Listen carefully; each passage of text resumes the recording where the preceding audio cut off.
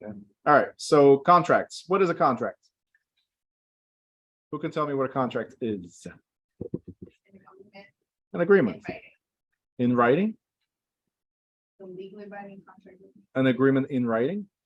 That's a contract? So we can have verbal contracts? Yeah. We can. So you're telling me that my word is not enough. Shaking hands is not enough anymore.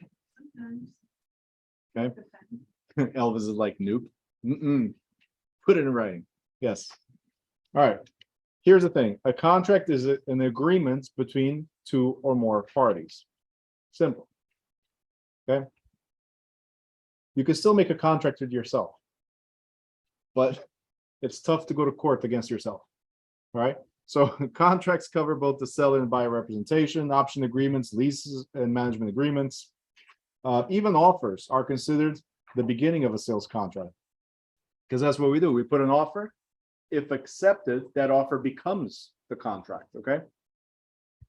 Now, everyone involved in real estate transaction, even non-professional, should understand what a contract is. A real estate licensee must know not only what a contract is, but how it's created and what is required of the parties and how it is concluded. So we have to know every step of the way. Right? Now, question, why should we know what a contract is and what happens every step of the way? Why do we need to know this? Because we're in charge. We have to explain it to us. We have to explain to the customer. We don't have to. Should. Elizabeth says liability. What liability? We're not attorneys. Why do we need to know contracts? Somebody says because we're involved. Okay. Yeah. If you choose to get involved, you should know how the play goes, right? It's like playing for a team and nobody knows the play. Hey, let's go play basketball, right? Let's go play basketball. The purpose here is to win. We just pass the ball to each other and one of us is going to shoot to the hoop and that's it. Hope for the best. No, we have to know the plays. We have to know the players in the whole transaction, beginning to end. That's our job. Okay. Think of us as the either the team captain or the coach, whatever you prefer, right? But we're the ones coordinating everything in this transaction. We are not directly part of the transaction. Okay, we do get compensated because of the transaction, but our job is to coordinate and align everybody that's going to have participation. So we need to know. You don't want it because they trust your expertise, absolutely. So we don't get sued. Yeah, well, if we're involved and we misrepresent something, we could get sued, obviously. All right, so we talked about agency law in Chapter 9. Now we're talking about contract law. The general body of law that governs operations of such agreements is known as contract law. A contract may be defined as a voluntary agreement between legally competent parties to perform or refrain from performing some legal act supported by legal consideration. These are the essentials or the basics of a valid contract.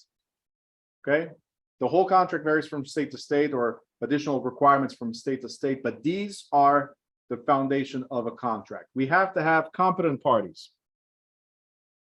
There has to be an offer and an acceptance.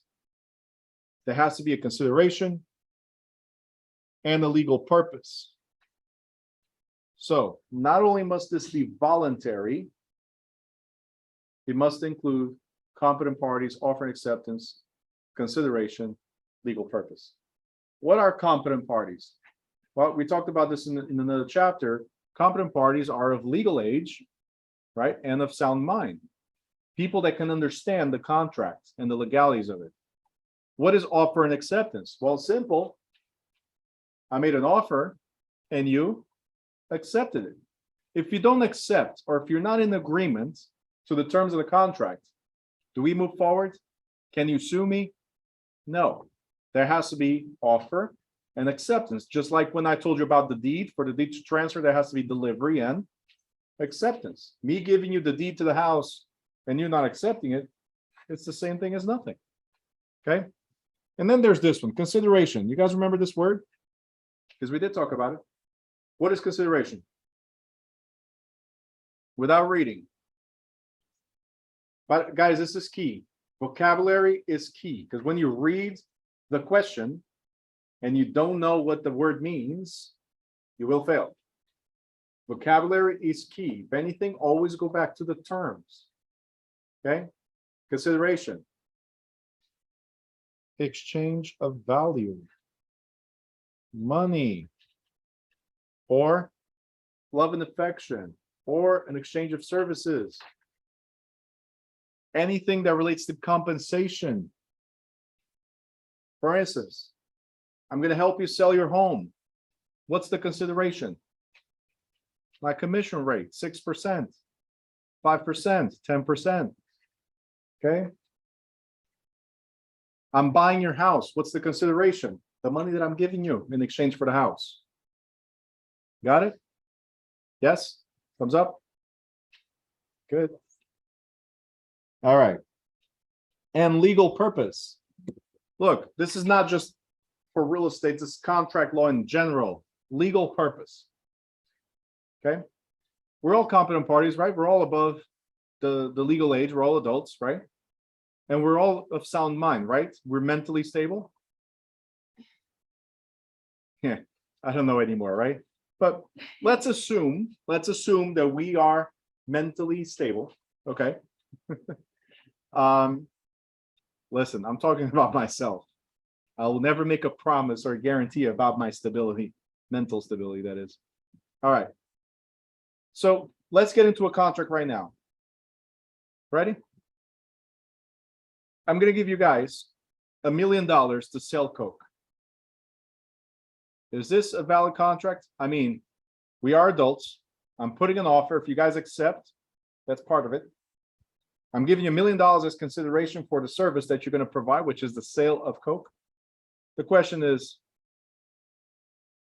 this a valid contract?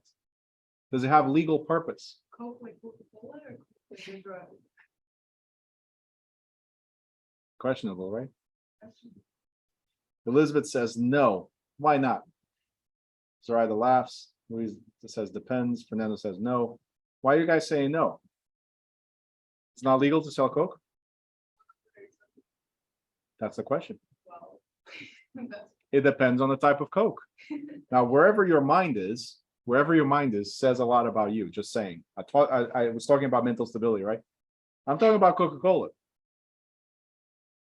For those of you that talked about the illegal drug, right? That would be illegal. So depending on the purpose, yes, depending on what's being sold, right? Yes, it's either legal or illegal. Okay. So that one thing could negate the whole contract, even though everything else was in play. We're competent parties. There was an offer and acceptance. There was consideration. And then what type of Coke are we talking about? That would make it legal or illegal, right? So this is contract law. Okay. Very good. Now a contract may be in writing or, Masha? Oral or parole contract. Get familiar, these words mean the same. Okay, the reason why I'm saying this is because there's something called parole evidence rule, which we'll talk about at a later time. And this is a specific part of the law that says that oral contracts can be enforceable. Okay, there can be, doesn't mean they are, can be. All right. So certain oral contracts are valid and enforceable, others are not, even if valid. For example, most states require listing agreements, sales contracts, and leases exceeding 1 year to be in writing and enforceable. Okay. This whole 1 year that it says here, guys. Okay, it says most states. In Jersey is a little different. When we get to the state portion, I will explain what the requirement is for the lease. Next, we have express and implied contracts. Guys, we already went over express and implied. What's the difference between these, right? Who can tell me what's an express contract? Go. it's written or oral. Okay, so is implied. But yes, both parties have to agree to, There's an agreement, that means there's a statement of action. Okay, so expressed means we stated what actions we're gonna take. Implied means we're taking actions, and it's assumed that this is what we can expect, right? So expressed, we stated what we're gonna do. Okay? For those of you writing that it's in writing, okay? In writing, no, it could be an oral contract. We just said that. The difference between expressed and implied contract is stating what we're going to do versus showing what we're doing. Okay, so express contract means we stated what we're doing. We said what we were doing. We wrote what we're doing. We agreed to what we're doing. Implied is, right? I'll give you an example. We express that you have to complete 75 hours. We express you have to complete at least 80% of those 75 hours. We express that you have to attend through Zoom or be in person, right? We express the price.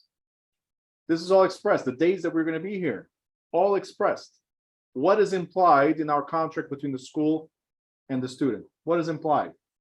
That that you come on time, that while you're here, you're paying attention, that after this, you're going to review, right? And that you're taking actions to pass the exam. These are implied. Okay? Even though I've been expressing it every day since day one, but it was already implied that just because you're here doesn't mean you're going to pass. You still need to study and take positive actions towards your goal. You got it? So stated, we expressed verbally or in writing what we were, express contract, we stated verbally or in writing what we were going to do. Implied is based on actions or conduct. Okay. Next, we have bilateral versus unilateral. Let's address this word first. Lateral. What does it mean? Lateral. What does it mean? Okay. No? Nobody? All right. So lateral means side.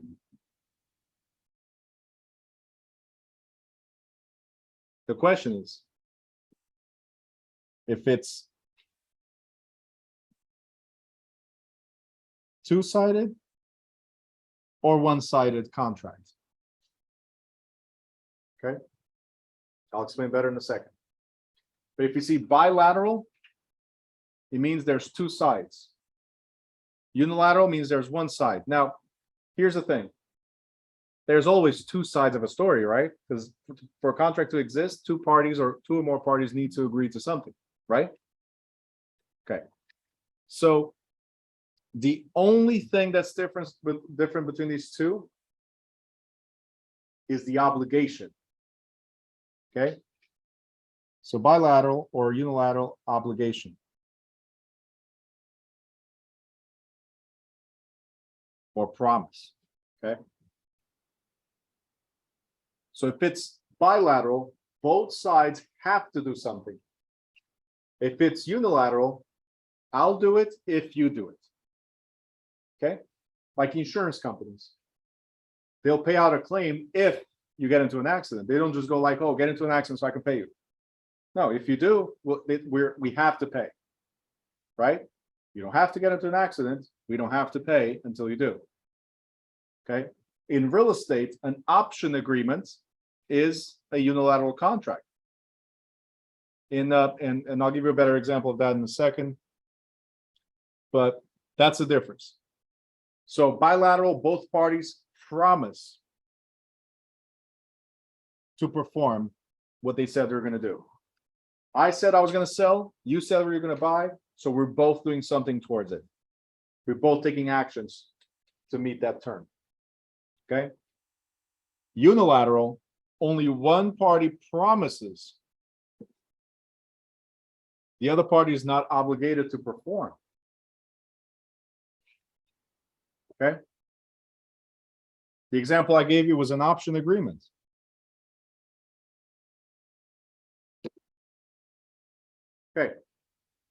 Who knows what an option agreement is? Let me know in the chat.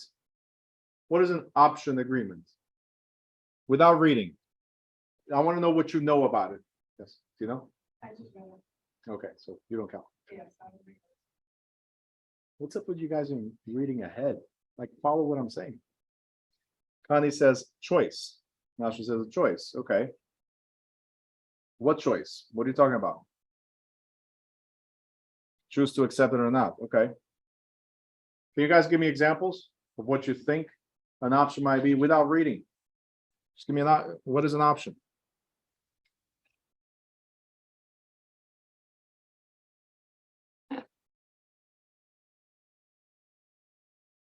Like if you want to extend your lease, yep, it's an option.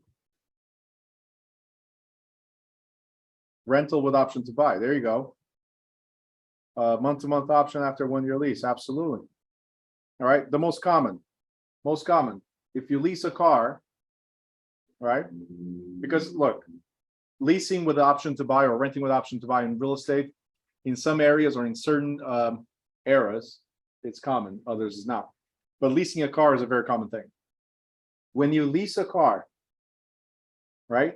Not renting a car, leasing a car. There's a difference between these, right? Because you rent a car at Enterprise, at the end, you have to return it, right? And that's it. There's no other option there. But if you lease a car, right at the beginning, they tell you, hey, would you like to buy the car at the end? If so, these are your options. Okay? Would you like to? It's an option. It's a choice. For who? For the buyer. So the buyer usually has the option to buy. What about the seller? The dealer, do they have to sell it to you or no? They do. If you exercise the option, if you say, yes, I want to, remember, it's a one-sided agreement. That means only the seller has the obligation. If I choose to take action, the seller must sell. Okay? The seller must sell. So remember, option is unilateral because of that. I buy if I want to, but if I do want to, you have to sell. It's a promise of a sale in the future, just like leasing a car. Got to remember that. So the lease has a buyout. Yeah, it must sell. There you go. Amir says team option on player contract. Okay. All right, you guys got it? So unilateral, bilateral. Now, what about this one? Executed and executory contracts. Okay. It's very simple. I have it underlined, so it should highlighted or and bolded, so it should be easy. Executed means we finished, we accomplished what we set out to do. Executed means we finished or accomplished what we set out to do.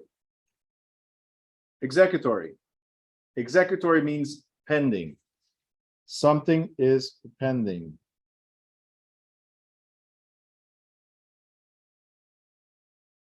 Pending actions.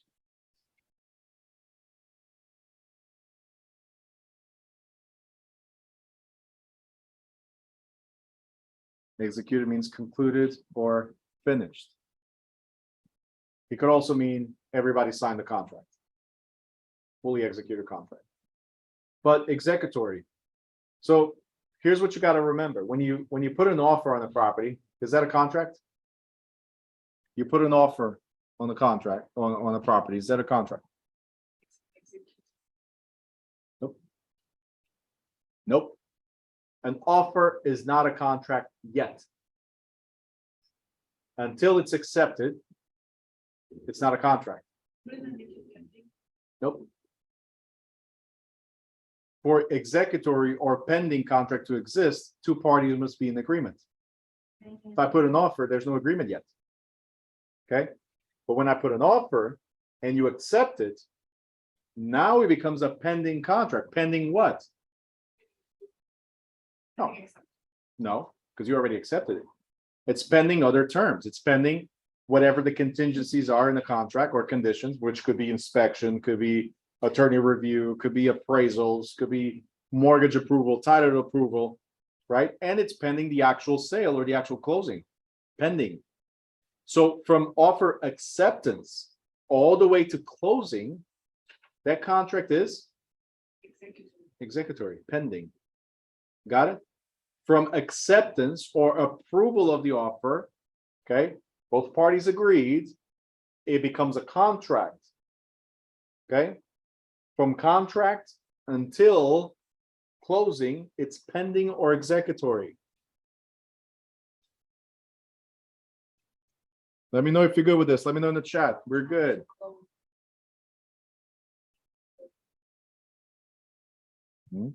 Yep.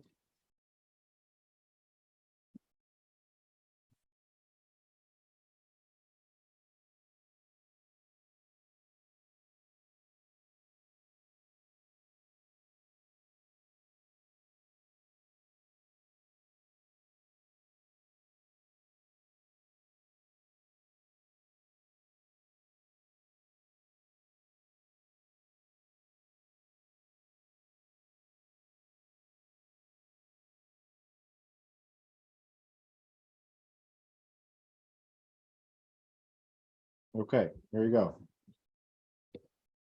We put an offer. Means nothing. Okay. It means absolutely nothing. We're waiting. Offer got accepted, it becomes a contract. During this period of time, from contract to closing, it's executory. We get to the closing. It's now concluded, so it's executed or finished. It's as simple as that. Okay, while it's pending actions by either party, whether it's getting approved for mortgage or clearing title or whatever, it's executory. We get to the end, we sign the documents, we exchange the deed, keys, and monies. It becomes executed. We completed the contract.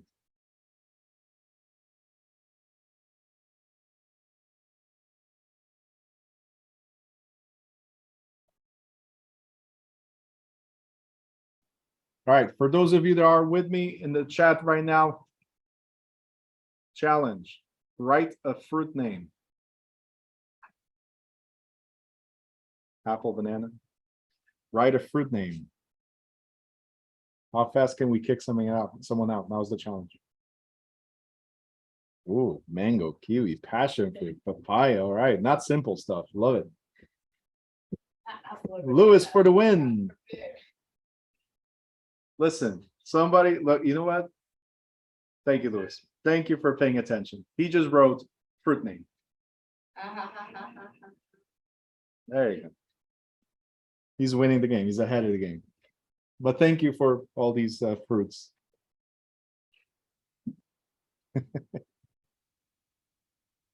Before I said write something and people were like writing other stuff. Second time I do this. Oh yeah. See if you're paying attention. Because that's what the state exam does to you.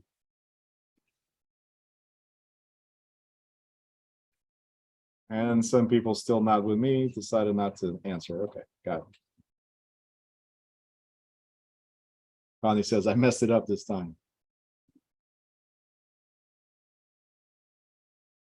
All right, contract creation. How do we create a contract? For a contract to be valid, it must meet certain requirements. Contract elements include, obviously, offer and acceptance. We already covered that.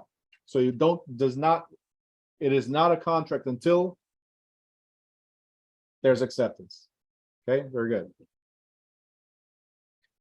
Now, an offer pretty much expresses the intention, right? I'm not going to go over everything because we already talked about offer, and we talked about acceptance enough. You should read it on your own. But what about this one? This one I'm going to go over. Counter offer. Counter offer. Let me know what a counter offer is. Let me know in the chat. Counter offer. An offer that differs from asking. What? An offer that differs from the asking offer. What does that mean? That's confusing in itself. An offer that differs from, Nadia says, back and forth. I'm going to keep it clean. It's Thursday only. It depends if you accept it or not. Anyway, follow-up offers. Change in the contract. changes in the terms of the contract are counter offers. Yes. Okay. All right. Now, let me see. I got something here. Samaya, thank you. It's a rejection. Here's what I want you to write. Rejection of original or previous offer. Now, what constitutes a counter offer? Any change. So if I tell you guys right now, look, I want to, like, you listed a property for 205 and I say, I'm going to offer you $200,000 for your property. And I want you to include the couch. And then you're like, you come back to me and say, Bruno, I don't know about the couch. Really love that couch. Been having it, like, I just bought it like 6 months ago. So it was an expensive couch, like that movie theater style, you know. We're not going to include it. So here's what we're going to do. We accept your 200 minus the couch. The fact that that one item was removed from my offer makes it a counter offer. And therefore, very important, a rejection of my offer. So the moment you said 200,000, okay, but no couch, you just said, Bruno, I do not accept your offer. That's it. So now comes the question, right? And then you can read it. Obviously, I'm just explaining to you. Now comes the question, because in the state exam, in the school exam, when you have this question, right, you need to know what the answer is. It's very simple as this. If you rejected me and I tell you, you know what? 200,000 without the couch. Nah, I'm walking away. Can the seller come back and say, no, Bruno, don't walk away. Let's go back to your offer. I'll let you 200,000, take the couch. Can they do that? They can. Do I have to accept? No, I don't have to accept it. You rejected my original offer, my previous offer. At any time, I can walk away. You got it? Very important. Make sure you guys look at the questions and the answers when they talk about a counter or a change in the offer. The buyer or the person that made the original offer, right? Because it'll be on the other side. I have rejection issues. Yes, I'll walk away. That's it. I'll cry, go in my corner, and that's it. But here's what you got to look at. Here's what you got to look at. When that rejection is there, right? I no longer have any obligation towards the contract. That's what you got to remember. That's what you got to remember for the exam. It's a rejection. So my offer is void. At this point, right? We are done. Can I accept it? Can you say, like, Bruno, come back, please. I'll accept the 200 and the couch. Can I say, oh, okay, all right, so back in the game. Let's go. Can I do it? Yes. Do I have to? No. Okay. Very, very important. Consideration. You guys already know what consideration is, right? Exchange of value, right? So we're going to skip this right now. We're going to go to consent. The parties must create a contract in good faith. That means it has to be a free and voluntary act. Every contract, it has to be a free and voluntary act. Milton says, we heard of that before in a previous chapter, possibly. So no chapter is directly related, so you can actually even go through this in a different order, doesn't matter. But every chapter will mention something from different chapter, or while we're teaching, we will bring it up as a point for either later or as an anchor of something that we already spoke before.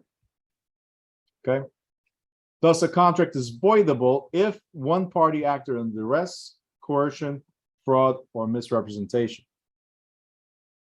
It's voidable. It's not void. I will explain that in a second.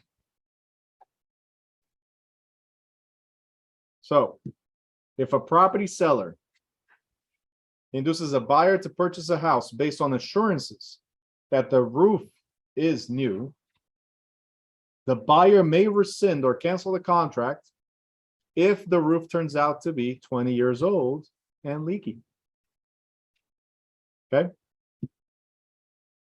This is why inspections are so important. And don't skip anything. You guys, as realtors, we should always explain to our clients, look, my advice is that you do all necessary inspections. You can waive them. That's on you. My advice will always be, do it. Okay? True story. This happened to my brother. Swear to God, I got a lot of stories when it comes to real estate. This happened to my brother. And also, yes, my brother did not use me as a realtor. No. I'm telling you, Steven, rejection issues, man. I didn't talk to my brother for ages. After that, No, I didn't do that. I don't care. I don't care who they use. I'm not that type of guy like, oh, if they don't use me, I'm gonna, cry in my corner. No. Like, not talk to them anymore. Like, I'll see you next day, and that's it. We'll be happy. Okay. All right, Emily. All right. So here's what happened with my brother. He bought a house that had a faulty septic system. He did not know. The sewer line actually was broken. He bought the house. He waived the inspection of the sewer line. Okay. He waived that inspection at the advice of the realtor. Like, you don't need that. Okay. Waive that inspection. Taking a shower, very first day. Taking a shower, everything came up. All right. For those of you that are hungry or eating right now, I'm sorry for the view or the image, but everything you can think about came up from everywhere. Clogged to the fullest. So now that I got the image out there, here's the thing. The very first day that he moved into the house after purchasing, and this happens, is there a possibility that the seller did not know about this? Is there a possibility the realtor did not know about this? it'd be a bad one. Then it's called negligence. Okay, so the listing agent definitely knew about this or should have known. What can my brother do at this point? Depends if he has a warranty. Nope. So every single contract falls under statute of limitations. So every different type of contract has different statute of limitations. That means that you have a certain amount of time to sue the other party. We mentioned already that, for instance, in Jersey, for these types of contracts, it's 6 years. So for up to 6 years, my brother can sell the seller. Did he? No, Of course not. Why? Because the realtor says, no, this is all you got to do. Don't worry about it. And here he goes, try to fix it. And less headaches, because going to court is going to take forever. It's like $1,000 fix, if anything. And you go to court, pay attorneys and all that stuff, is more than $1,000. And God knows if you're going to win or not. So $1,000, that's what it is. Guys, $30,000 later. $30,000 later. It's fixed. $30,000 later. Months back and forth with the city, because one plumber was saying, oh, no, that's a city issue. The other one's like, no, it's inside. All we have to do is do this, do that. And then my brother tries to do on his own with my dad, of course, to help out. And I'm like, don't. Right? If there's an issue like that, don't do it on your own, especially plumbing issues like that. Don't. Get somebody that's bonded and insured. Plumbing and electricity is not something to play with. I'm telling you right now. Okay? So, yeah, my brother paid it out of his pocket. Shanice says, watch YouTube. Yeah, YouTube tells you everything. I'm a YouTube electrician. HGTV plumber as well? Huh? Oh, that's another thing. Insurance, homeowners insurance usually does not cover sewage backup. So gotta be very careful with what's insured or not. So look at your policies. Let's say. Mhm. You have a general warranty. If you had a general warranty.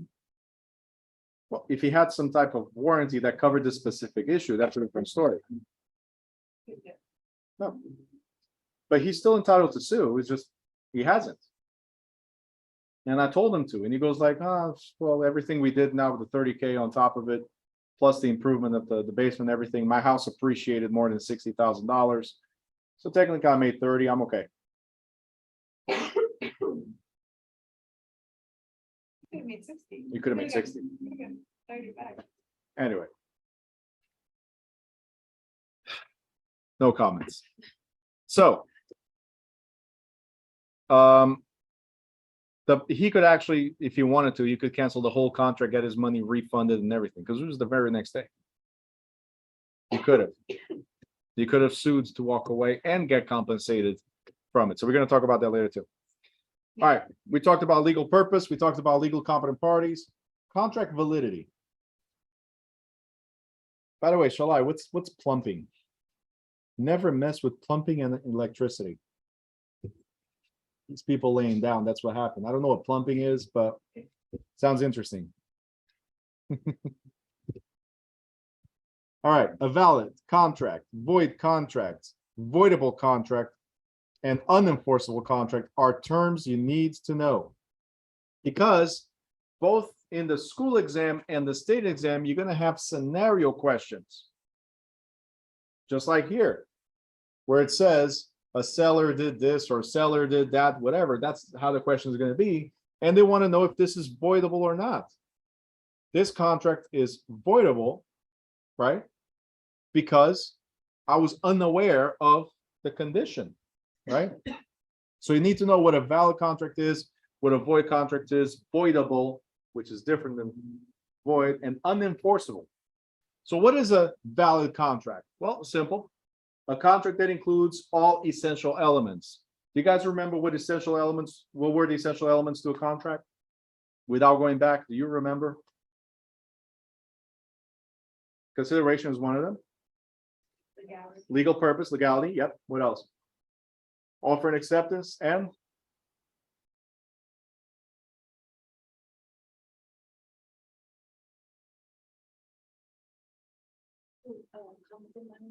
competent parties, yes. Legal adults and of sound mind, yes. But none of this matters if this contract is not voluntary. So, do you think my brother entered a voluntary contract? He did? If you are unaware of something, do you think it's voluntary? You guys remember when we talked about as is? As is means I need to know the conditions. If I don't know, then it's not voluntary because I'm not aware of something.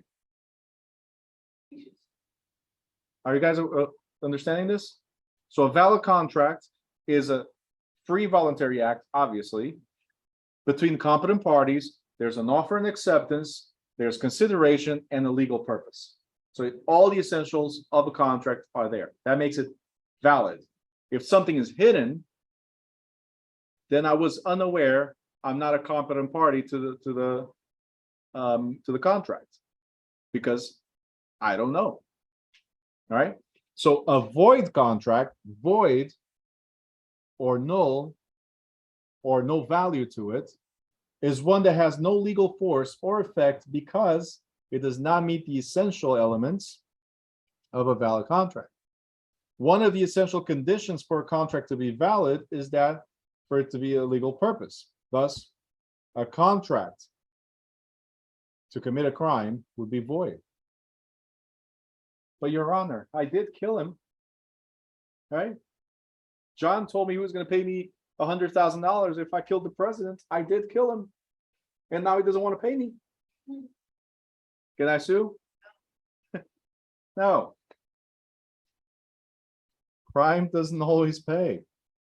The term is in essence self-contradictory in the eyes of the law. A void contract is not a contract at all, right? So there's a contradiction for you to say that it's a contract when it's not. What about voidable? A minor. Hmm? If a minor size. No, okay, great. That's an example of what we would make it voidable. But what does voidable mean? Voidable means it could be void. There's the ability to void it. Drunk marriage in Vegas. Yeah. If you're Britney Spears, That would be an annulment. that would be an annulment. Yeah, it's voidable. There you go. Amir says missing one of the essential elements. So a voidable contract is one that seems on the surface to be valid, because look, you can get drunk married in Vegas and the next day still want to be married, right? Now you're sober, hopefully, right? A year later, it's enforceable. Okay, so there's also a period of time for that unenforceability of a voidable contract. So it appears to be valid, but may be rescinded or disaffirmed by one of the parties. For example, a contract entered into with a minor usually is voidable. It's like the second or third time we mentioned minors and voiding it. Okay, remember that, because almost guarantee there's a question in the exam about a 15-year-old. Just saying. A minor generally is permitted to disaffirm a real estate contract within a reasonable time after reaching legal age, whatever it might be in whatever state. Okay. A voidable contract is considered by the courts to be a valid contract if the party who has the option to disaffirm the agreement does not do so within a prescribed period of time. So the minor becomes of age. Let's say 18 years of age. That's what it is, for instance, here in Jersey. So becomes of age. Doesn't do anything. Now he's 19. It's been a whole year. Do you think the minor can still cancel? Not at this point. You got a whole year to think about it. You're considered an adult now, right? So reasonable amount of time. As soon as you turn 18, maybe a few months after that, that's as much as we'll give you. A whole year after? Come on. Come on, dude. Yeah. Yeah. An unenforceable contract also seems on the surface to be valid. However, neither party can successfully sue the other to force performance. An unenforceable contract is said to be valid as between the parties because if both desire to go through with it, they can do so. If the parties to the contract are under the influence at the time of the contract, once they sober up, they have the option to continue with the valid contract. And if one of the parties decides to walk away, the other cannot sue. So in this case, both parties were under the influence. In the previous one, it was a minor. It's also unenforceable, voidable contract. Okay. All right, discharge of contracts. You guys can read it on your own, but discharge could be based on full performance. That means we completed it. Partial performance, sufficient. Infeasibility, that means it's impossible to complete it. Mutual agreement or operation of law. I want to focus on this one right here. Cooling period rescission. What is cooling period? When we make an offer, when we make an acceptance, sometimes it's out of emotion, right? We really need to buy the house, or we really need to sell the house, or my wife liked the house, so now I got to buy this house, right? Whatever it might be, the law in each state is different, but all the states allow what's called a cooling off, rescission, or cancellation period. Meaning you had time to think about it and cancel. You got it? You had time to think about it, cool down your thoughts, your emotions, rationalize about it, and cancel. Okay?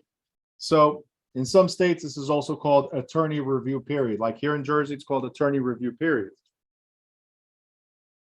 And that means you can just wake up the next day and say, you know what? I don't want to buy this house. And you can just walk away without any worries. Nobody can sue you during the cooling off period. You got it? Nobody can sue you during the cooling off period.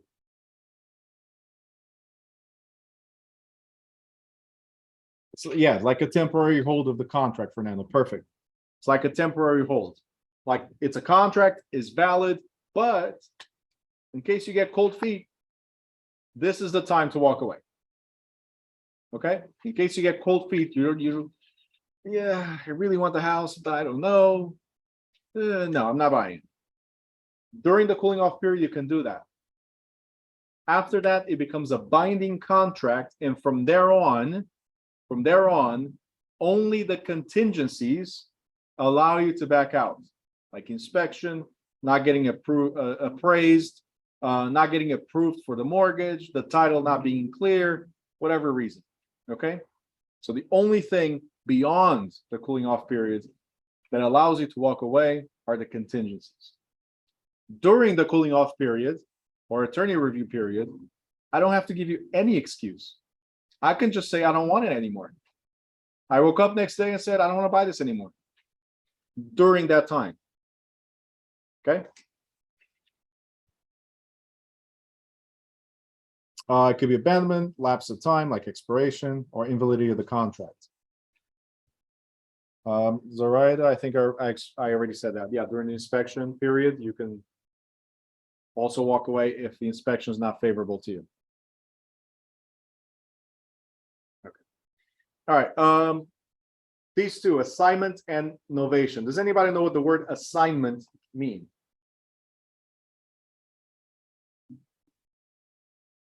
Kind of. Assignment. Duty. You're thinking about this is your assignment, this is what you have to do.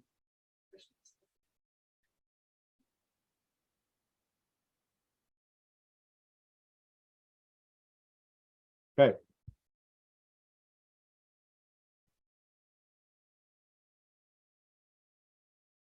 Rights and obligations can be assigned or transferred to somebody else.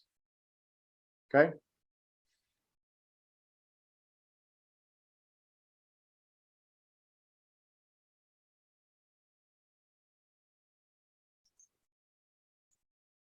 Transferred. Sorry, my handwriting is horrible. That's why I read it to you. This is my computer handwriting. That's why I also read it to you. This is my tablet handwriting. That's why I also read it to you. Transferred to somebody else. When assignment means I got into a contract with Elvira, I'm going to buy her house, right? But a couple days later, something happened in my life and I cannot buy it, but we're under contract already. So I have the right to buy, but I also have an obligation to buy now because I'm beyond the cooling off period. Because I have an obligation, can I walk away? Not without loss, right? I could get sued or lose secure deposits or good faith deposits or whatever, right? So what I'm going to do is I'm going to find someone to take over. So I'm going to call Amir and say, hey, Amir, I got this great property. It's an 8-family. You want to buy? And he goes like, oh, how much? I give him a price, 1.2, whatever. He goes like, oh, where's it located? This location right here, Kenilworth, whatever. And he goes like, yep, I want it. Okay. What I'm going to do is transfer my right and obligation to buy the condo. So the right to purchase, but also the obligation to purchase, I'm going to transfer to Amir. Okay. That's called assignment. In today's day and age, because we hear a lot of stuff on the radio and on TV about, and even on social media, hey, get into wholesaling. Cheapest way to get into real estate, investing. That's what wholesaling is. I put a good property, meaning good deal under contract, and I flip the deal to somebody else and make money out of it. That's it. I lock in the deal, flip it to somebody else. That's an assignment. Okay. The original party remains liable. This is important. Unless specifically released, the original party remains liable. I'm supposed to buy Elvira's property, right?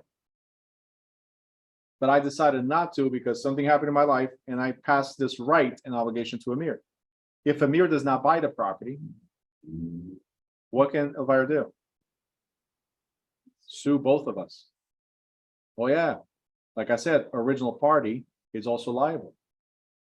Okay, so if I don't buy and I transfer to somebody else, and that somebody else does not buy, both of us get sued. Okay. Now, how can I get away from that? How can I transfer that right and obligation and be freed of that right and obligation? It's still an assignment, but we call it novation. Nova means new. It's an assignment by novation. That means I'm fully released of obligations. Elvira said, oh, Amir's buying? No problem. You're out. And the agreement now is between Elvira and Amir. Both of you come into agreement. I'm out of the picture. So if Amir does not buy the property, am I liable? No. Okay. So in this assignment, the assignor, which would be me in this case, is still liable. Okay. Innovation, because the new contract replaces the old one, right? It may involve the same parties or different terms, but because of that, I am no longer obligated. Right?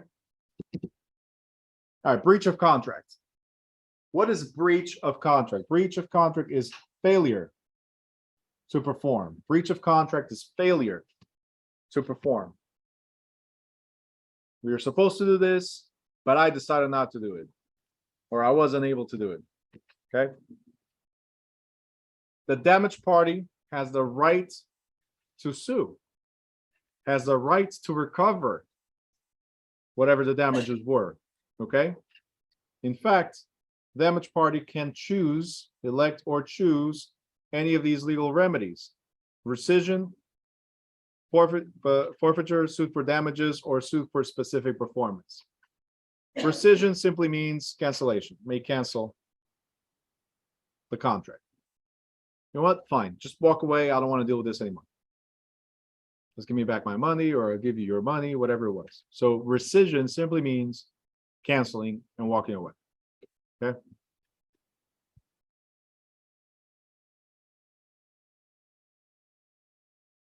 When you forfeit something, you are giving up. Okay. So there's a difference. Cancellation or rescission, we get a return of our money, right? Giving up is I know I'm going to lose the money and I'm okay with it. Let's say I give you $1,000 as a good faith deposit. If I walk away, what do I lose? $1,000. What do you gain? $1,000. Okay. Now you do have an option to sue for damages. So if I walk away, the seller can sue me for more. Like, wait a minute. I'm selling you the property because I'm moving somewhere else. I need that money to go somewhere else, or whatever the reason might be. We've wasted all this time. I'm not just keeping $1,000. I'm going to sue you for more. Okay. So I can sue in court for unliquidated damages. Because the $1,000 that was in escrow, or $5,000 or $10,000, whatever we agreed as good faith deposit, it's called liquidated damages. But if I sue in court for more money, it's called unliquidated damages. Or here's another option. I can sue for specific performance. These words right here, specific performance, you must know. Specific performance is to force the terms of the contract. Okay, specific performance is to force the terms of the contract. Specific performance is to force the terms of the contract. What are the terms of the contract? So Elvira wanted me to buy her house because that's what we agreed, right? And then I didn't buy it. She's going to sue me to say, Your Honor, I don't want money. like aside from what I'm owed. He was supposed to move into my house and I'm supposed to move out of my house. So what I want you to do, Your Honor, is to enforce the terms of the contract. I want you to force Bruno to buy my house. You cannot just walk away, right? Or if the seller doesn't want to sell, I'm going to sue the seller. I'm going to sue Elvira and say, hey, Your Honor, I want you to force Elvira to sell me the house according to the terms of the contract. Does that make sense, guys? So when you see the word, because this is guaranteed to be on the exam as well, when you see the words specific performance, means to force the terms of the contract. The seller to sell and the buyer to buy. The seller to sell and the buyer to buy. Okay.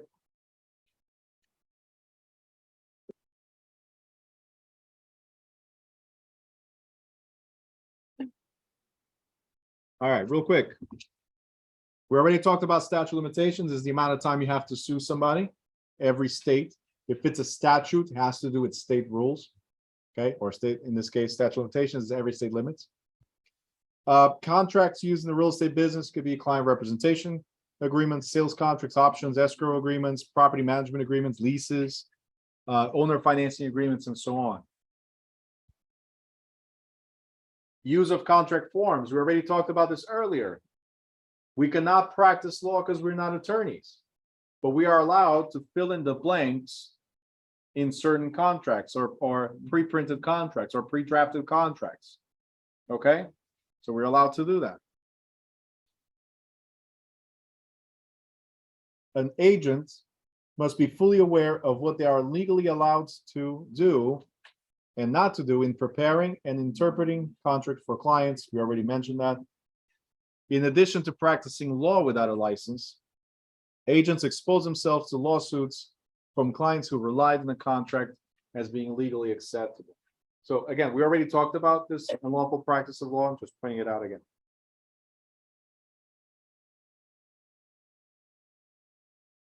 All right. Sales contracts. In addition to the essential elements of a contract, as we mentioned earlier, real estate sales contracts will include or must include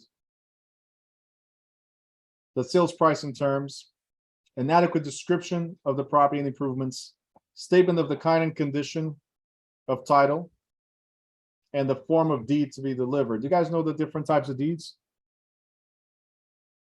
Deed. What types of deeds do we have? Warranty deed, bargain and sale deed, quit claim deed. Okay. There's the warranty or the general warranty, and there's the limited, or yeah, or bargain and sale deed with covenants against Grantors Act. Okay, so that's the limited one. Warranty is the one that covers before you, while you, and after you. The special warranty is the one that covers while you had it. That's it. Okay. And then there's the quit claim deeds and the straight bargain sale deed. Very good. Also, the kind of title evidence provided or required. What are the types of title evidence? Attorney's opinion of title. What else? So, yeah. You pull an abstract for the first two, first three actually. Title insurance, attorney's opinion of title. Chain of title is what's evidenced by these. Don't research. Come on.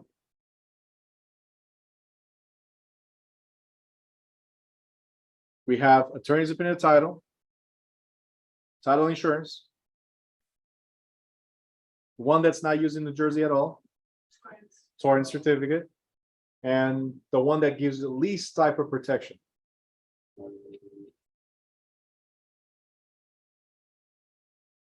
Certificate of title. Very good. It's not your God, it's a certificate of title. Okay. And a statement of all the terms of the specific agreement between buyer and seller. We already talked about acceptance and counter offer. You guys can go over that. Binder. Next page, binder. In some states, a buyer's offer may be presented in the form of a binder or letter of intent rather than a full sales contract. In the state of New Jersey, we prepare a full contract. Some states is just a letter of intent, just like with commercial contracts. Okay, commercial contracts in Jersey also is a letter of intent or a binder. This is where we say, hey, I'm looking to buy your house for X amount of dollars in X amount of days, and that's it. If the other person says yes, great. Attorneys now draft the contract. So after seller signs the binder or agrees to the letter of intent, an attorney will draft the contract. Okay. So binder or letter of intent. Binder or letter of intent. All right, deposit of earnest money. You guys ever heard of earnest money, good faith deposit? Or kind of like security deposit? If you've heard about it, what is it? It's like a guarantee almost, or a I guarantee. think we just talked about it a couple seconds ago. Yeah, it's a guarantee of what? That if one of the parties walks away, it's compensated based on whatever.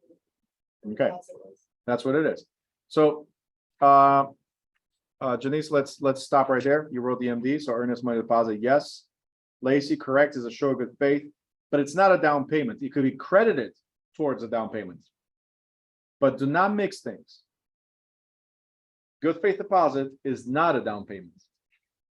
Okay, it could be credited towards a down payment, could be credited towards closing costs. Okay, but it's simply an initial act of good faith. It's me telling the seller, right? That's why it's called good faith deposit. It's me telling the seller, hey, I really want to buy your house. I want to buy it so much that I'm willing to put $1,000 of my money, $5,000 of my money, $10,000 of my money up front to show you, Mr. or Mrs. Seller, that I'm not fooling around and just putting offers everywhere. Right? Because I mean, how many thousands or 5,000 or 10,000 do we have to just laying around for this? Right? So usually we are notifying the seller that we are serious about the transaction.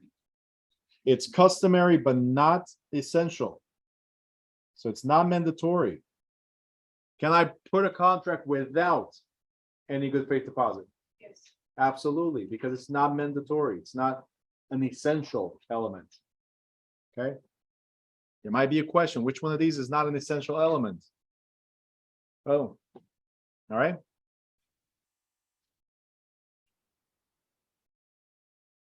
Sales contract provides escrow instructions for handling and dispersing escrow funds.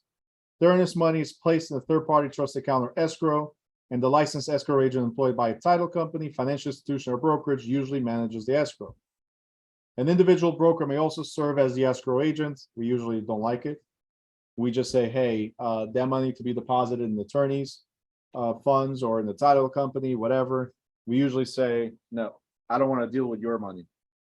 Okay. The escrow holder acts as an impartial fiduciary for the buyer and seller. If the buyer performs under the sale contract, the deposit is applied to the purchase price. So now it goes towards the down payment or any other fee. Strict rules govern handling of earnest money deposits, and that goes from state to state. All right, so when to deposit the funds, how to account for them, how to keep them separate from the broker's own funds. Do you guys remember commingling and conversion? All right, we did talk about it already, right? Okay, the only thing I did not say yet is what are the state rules for commingling, for escrow to avoid commingling and conversion. Okay. Who can tell me what commingling is real quick? It's when you mix your money with the buyers. Clients. Mixing funds, yes. What is conversion? When you use their money to buy stuff. Now is using their money. So not only did we mix it with ours because we didn't deposit within a certain amount of time, right? Now we're using the money.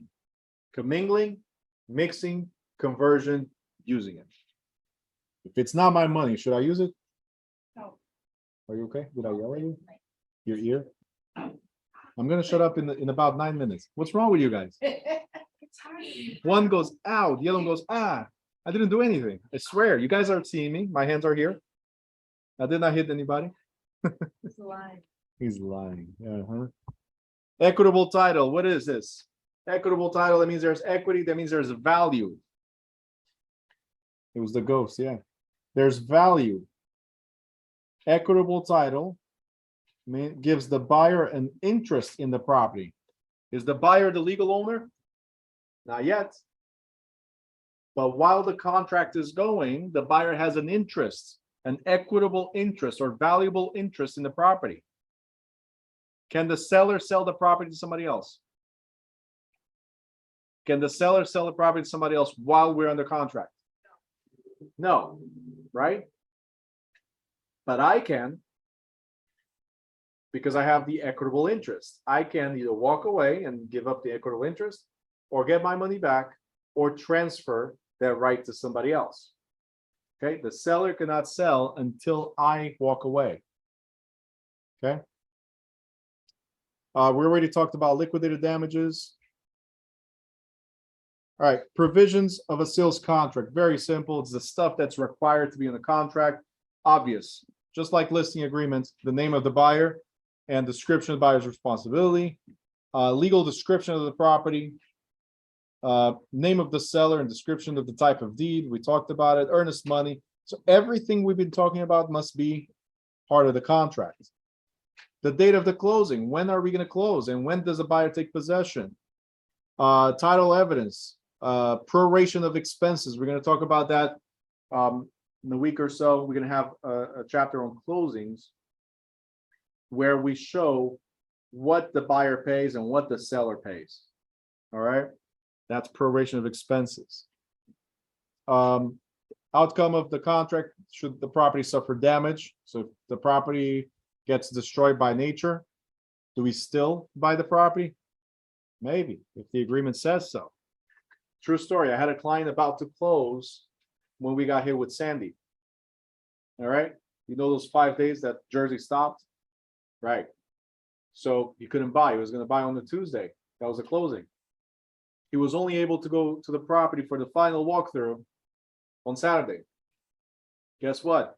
He gets to the property. The land is there. The house is not. The house was down the street somewhere.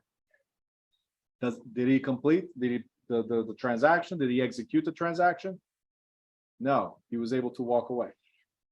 Sucks for the seller, and now has to do that insurance claim and whatever, whatnot. But the buyer was able to walk away because of the destruction of the property.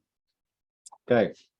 Contingencies, conditions, personal property that stays after the sale, items to be removed, warranties. So all the stuff that we already talked about must be listed in the contract. What is a contingency? Everybody knows this by now. Contingency. Condition. I'll buy the house if. These are the if clauses. I'll buy the house if it appraises. I'll buy the house if it passes the inspection. I'll buy the house if I can get a mortgage. Got it? These are the ifs. Those of you that are not on camera, the class is not finished yet. We still got 5 minutes to go. All right. Common contingencies, I just said, mortgage, inspection, property sale, lien holder approval if it's a short sale, right? Now, the seller may also insist on an escape clause. What is an escape clause? Escape clause is very simple, right? If I'm waiting on something from you and it's taking too long, can I walk away? I'm the seller. See, most of the contingencies are on the buyer. The buyer's ability to walk away. Most of the contingencies are the buyer's ability to walk away. But the seller can impose or insist on escape clause as well. For instance, if the buyer has to sell their home in order to buy mine, am I going to wait forever for you to sell your home? Hell no. I'm going to say, hey, no more than 6 months or no more than 3 months. If you're not under contract to sell your home in 3 months, within 3 months, I'm walking away. All right. A little Craig Davis style. Walk away. Are you guys good so far? Simple, right? Because it's just a review of everything we've talked so far, right? Now, what about amendments and addendums? An amendment is a modification, a change. So this is the contract, and you see that I'm writing on it. Everything that I write is an amendment. If I write something, I must initial all the changes. Anything that I change or cross out or whatever, I must initial. That's a change in the contract, amendment. An addendum means to add. So it's an addition. It's like adding something to the contract. It's not changing the contract, it's adding to the contract. For instance, sometimes we have buyers that are FHA. So if they're FHA buyers, that means their loan is insured by the government, right? It's a Bank of America loan insured by the government. I need to have an addendum. It's called FHA VA addendum clause, right? It's a separate piece of paper that explains to the seller that this is an FHA loan. Therefore, there are certain conditions that might not be available through other or required by other types of loans. Does that make sense? So additional page. It's not a change, it's an addition.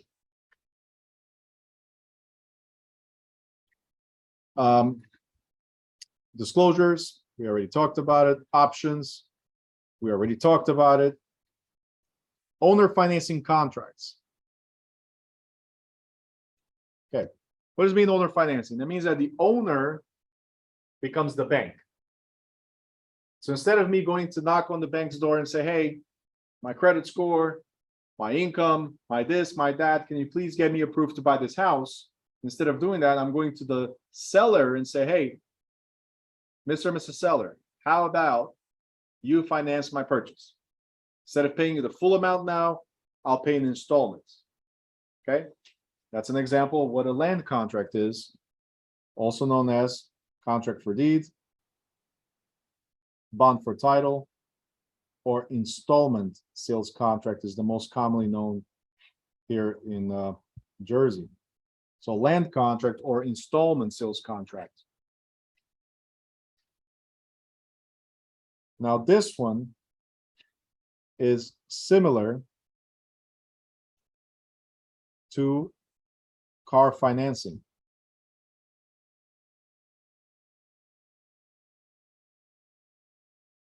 Because we don't deliver the deeds until the buyer paid for everything. So car financing, do you get the title to the car? You get the title to the car when you buy the car? When you finish paying it off. So a land contract or installment sales contract is the same thing, right? You only get the deed, when the buyer made all the payments to the seller. Okay?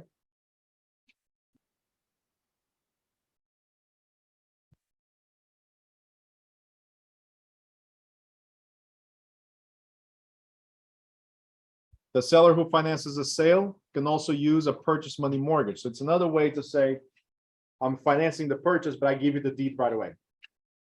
Okay? Sometimes this happens when, yes, Milton, if it's in Jersey, you get the deed right away. We'll talk about those as well. But if it's in Jersey, you get the deed right away when you close.